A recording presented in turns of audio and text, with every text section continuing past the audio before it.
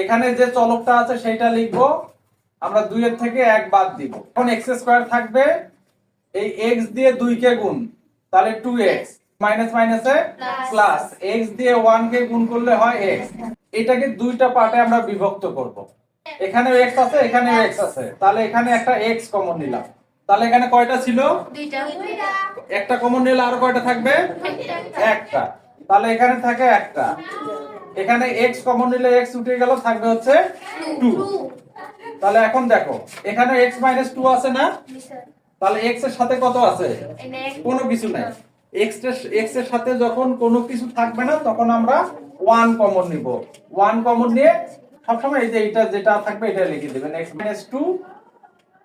আর এখানে থাকতেছে হচ্ছে x, এখানে হচ্ছে +1।